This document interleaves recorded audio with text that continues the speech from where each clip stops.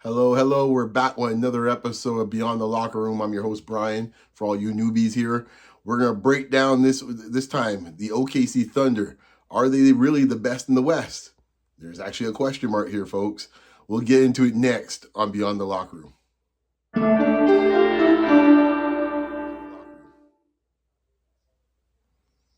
The OKC Thunder came out, the defending champions came out of the gates this season on fire. Started off with 21-1 record.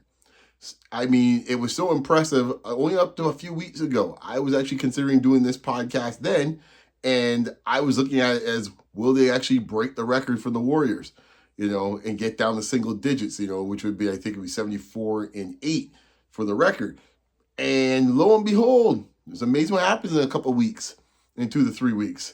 The Thunder have had their struggles where they're now 5-5 in their last 10, and an unexplainable loss at home, in this case to Charlotte. I mean, they got drubbed. Charlotte was hitting everything. So, they've had their issues, pretty much since the NBA, Emirates Cup. And I must admit, on a side note, allow me a little bit here for a sidebar. Props to Adam Silver, the commissioner of the NBA, because he got clowned and he got hit by many people, many skeptics criticizing, oh man, this type of European style thing won't work. It's becoming very clear at the moment that the NBA Cup is becoming an inflection point for many franchises throughout during the season. And when the end of the year comes, you start seeing teams either catapult or teams actually having showing cracks through the cup. I don't know why. I don't know what it is, but we saw the Pacers kind of start building up their run when they made the finals against the Lakers a couple of years ago, and maybe we were starting to see the dawn of something new here in Indiana. Who knows what we have to see with the Spurs, who are obviously going in this case here obviously with the finals. The Knicks during the cup kind of picked themselves up and figured out what they're doing there with Mike Brown. So the cup does seem to be a bit of an inflection point. But anyways, I digress. Back to the OKC Thunder. As I said before, they've had, so even with the struggles the last 10 games, and we'll get into maybe why it's happening a little bit. They're 30-7 right now. Winning percentage at 8-11 right now, still very impressive. 24-8 in the conference, 17-2 at home. I said before, they lost to Charlotte. Still scratching my head on that one. 13-4 away. So, hey, you expect that for a team with that type of record. But, all of a sudden now, what looked like a runaway in the conference doesn't seem so much. And we'll get into more on that in a second, but the Spurs are coming. That's all I got to say. But let's get into how we got here and what's made their season still quite successful so far. So, I mean, they have right now, team strengths, as in this case, net rating ranks as one of the top defenses. That is really where their strength is. They get after it defensively. They really know how to kind of put the heat on folks and kind of pressure them and pretty much dare refs to actually call every call. It's not quite the Detroit Bad Boy Pistons. They're not that violent with the physicality, let's put it that way, but they do definitely are very handsy, and they are daring the refs to call everything. And when you have Caruso and Dort and Wallace on the wings, on the perimeter, it's pretty much a death by 1,000 cuts. They just keep coming and keep coming and keep coming. Right now, so their defensive efficiency while also scoring is one of the highest rates. So they have, on offense and defense, but I'll get the offense a little bit more. There's some things there is a little concerning. Once again, the starters and the bench, the depth is something that has always been OKC's strength, and it continues this year with some more maturity from the young players. Recent trends, as I said before, they started off at 21-1, actually it's up to 24-1 at one point. They cooled slightly, posting a 500 stretch in the last 10. Some of it has to do with some lineup inconsistencies. The competition starting to pick up, and other folks are now getting their players back healthier. So there's things, they dropped a thriller to Phoenix the other day with a great shot by Booker. That was cold, man. That was cold. And then, the lost the Hornets. So they're trying to find their way in this little stretch of 10 to 12 games. They're still the clear favorites to win the West. No two ways about it. They're still, I think you have to put them as a prohibitive favorite still. as other teams are jockeying position behind them. We'll talk about where they stack up against the West in a moment. But that defense is going to be their salvation. However, on offense, and this is where they have the closer, obviously. SGA right now is looking like, I would say he's the prohibitive favorite to win MVP, but there's other folks making you ask the question. But it's his to lose, let's put it that way. I mean, he's been fantastic, 31.6 points per game. In this case here, 6.4 assists. So he leads obviously in both categories. And he's giving you also almost 4.5 rebounds a game. So, and he's got right now one of the longest streaks for 20-plus point games in the league right now. And he's the Western Conference Player of the Month in December. So just to kind of confirm what we've been talking about, yeah. Obviously they've recognized that as well too. The key thing I think right now to look at right now is the number 2 option, which has always been the thing with OKC. Can they establish a solidified number 2 and number 3 in a pecking order? And that's the question is, will Chet supplant Jalen Williams, as the number 2 option? I don't know if that's the case, but right now he's averaging a little over 18 a game, giving 8.2 rebounds and about almost 1.8 blocks per game. So, those are pretty good numbers. His mobility obviously is a very big asset, so he's had some big games as well too, where he's had multiple 3-4 blocks in a game. Jalen Williams coming back from the injury, he's slowly starting to ramp up here. He's at 17.2 points per game, 5.1 rebounds and 5.4 assists. So he's starting to get into his mix. I obviously expect his numbers to continue to get moving, but that's going to be the question in my mind. Can one of those two, it looks like Jalen Williams was going to be the number 2 option. I think he still is actually in my mind. But if Chet can take that jump, it will definitely make me think, and people get into dynastic talk way too soon. But if you want to go down that road, for them to actually be a dynastic team, then one of those 2 guys needs to be playing at extremely high level. Maybe not as high as SGA, but pretty much just a slight peck down. Usually you find dynastic teams, that is the case. Their top 3 guys are playing at a serious level, especially the first 2 guys, and then the third guy is pretty damn good too. So that to me is where I'm watching to see which one of those guys really makes that leap. I still put my money on Jalen. I think his game and his size, he's starting to kind of create a bit more off the bounce. You saw it in the finals. He's still more straight line drive, but he's starting to show a little more shimmy, as the season progressed last year. So to me, I still like him as the bet. But if you could pick a man number 2 in the draft, then you got to think in this case here, that dude's expected to be a dude. So for all the Chet fans, man, I still think he needs to put on a little bit of weight, not a ton, but he's got to be skinny strong, right? Like Kevin Durant, skinny strong, whereas like some guys, they look kind of, they have like even Victor to some extent is slim, obviously, but he has a certain type of strength about him that you can't push him around so easily. Chet doesn't come off like that in this case. I find with Chet, it's like you can move him off the spot real easy.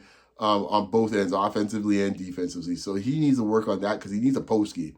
It almost cost him a finals last year. He needs to get a post game. Something he could go to when the jump shot's not working. So how do they fare with the West against the rest of the West? We go back here, look at the standings. As I said before, they were running away with it pretty much early in the season a month ago. But now all of a sudden we're down to 4.5 games against the Spurs. And I can speak of the Spurs specifically, 5.5 with LA and 5 games with the Nuggets. But, Rockets 6, Timberwolves 6. I won't get in, I'll leave it there. Suns and Warriors still a little ways behind. But that's the top 6 right now. Thunder, Spurs, Lakers, Nuggets, Rockets, Timberwolves. What I would be concerned about right now with the Thunder is watching, and this showed up against Dallas a couple of years ago. The same remedy in this case here. Length bothers this team. Length and athleticism. And if you have that on your team with those short guards that they have, because they don't really have a guy that can really cover big wings. I mean, Williams is the best they have right now, but it's not really, they're susceptible to that. And then when you have length with that front court, which Hartenstein has helped, there's no 2 ways about it. But what we see in this case here with the Spurs, and it'll be fascinating if they get to see each other in the playoffs, what would happen. But what we're seeing so far with San Antonio is San Antonio's a tad bit too athletic, a tad bit too long for them. And what I mean that length is actually impacting this case here.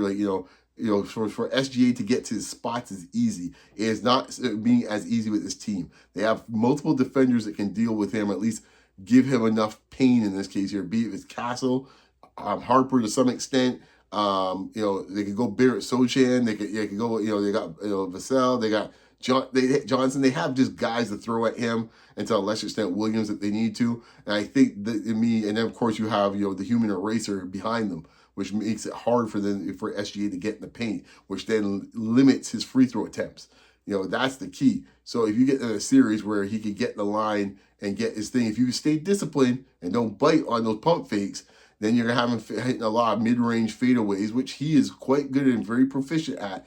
But I say you die at that or shooting a three is better than him getting in the lane and causing havoc with drop-off and dump-offs or drawing fouls and getting and ones. That's what you don't want. And I think right now San Antonio's got the type of team right now that might be the kryptonite for OKC. That's fascinating. With the rest of the West, the Lakers at this point, I think right now there's too many holes and too much deficiencies. It's funny. Everybody wants to go after the old man. What moment they lose 2 games or something like that. He's not the issue, folks. I promise you right now. He won't be the issue in the playoffs. I guarantee you that. It still comes back. Now, they say this as a Mavericks fan. He was my guy, number 77. But he and AR-15, the two of them in this case, have to find a way to be able to at least guard their man at a respectable level. I'm not expecting them to be like Michael Cooper and Bruce Bowen out there, but they got to be at a respectable level.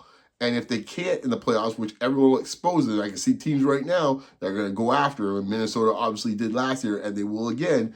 And there's a couple other ones that are out there that it's going to get real tough for LA. I think they have enough depth. I think JJ's a pretty good coach and tactician, but those two dudes have to find a way that they don't get picked on in the playoffs. And then the big thing is, which Ayton do you get in the playoffs? Overall, he's had some great runs. In this case, a great run in Phoenix, where he's outplayed some, or at least played even with some top front court players. But he also could be Casper as well too, where he can give you the disappearing at when ready. So keep that in mind with him. I will also say too, I think the Rockets are still lurking. They have a ton of size, but I don't think they're right. The Van Vliet injury I think is really, it is more impactful than people think. Houston's having trouble sometimes getting into half-court offense and really organizing themselves quickly enough. They've been playing through Şengün a lot more, kind of a bit of a mini Jokic way. I'm not saying that he's Jokic. I'm just saying that that's the way they're putting them as the role right now. Obviously, KD played a little bit of that. They tried some of that. They've given the reins to Thompson. He's slowly getting there, but I don't think he's there yet as far as running the team. But Houston, they do have enough talent that could be, they could be a danger, and they have the length as well too. So, and they do have size. They could be a problem for OKC. We saw them play opening night. It was a heck of a game. So that would be a fun series if it come to pass. So, and Phoenix and OKC have had some scrappy games as well too. And Phoenix, I said before, they're in the 7th spot. So watch Phoenix in this case, just for a pure matchup. I'm not saying Phoenix will make the finals, but sometimes they say styles make fights, right? And I think that's an interesting one. I don't think Denver has the personnel to really, I know it went 7 last. I think it went 7 last year, but I feel in this case a much more seasoned OKC team. Denver a little year older with some of their key players. I think that series will end quicker this time around. So, and then there's Minnesota, which last year it kind of fell apart on Minnesota a little bit.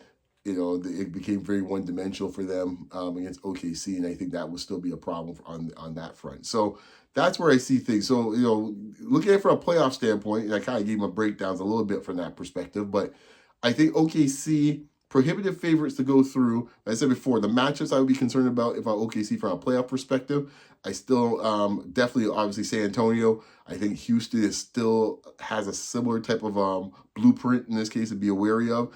And as I said before, if it's like a 1-8 matchup and they get Phoenix, I'm not saying that they won't win the series, but I think Phoenix will get their licks in, which might cost them later in later rounds if they don't dispose of Phoenix quickly, because it seems like Phoenix does have enough to match up with them well enough. So we'll see how things go. I said before, the Western Conference is, as usual, tough. as usual, and it's going to be fascinating to see with all these teams now getting healthier and kind of starting to jockey for position. So, as always, guys, thank you for the support. You can find me as always on X, Blue Sky, as always in this case as well too on Facebook, and you can find me right here on YouTube. Once again, like, comment, and subscribe. Appreciate the comments.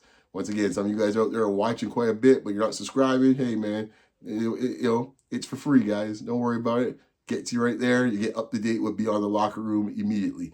Anyways, guys, once again, keep it locked as always. Peace.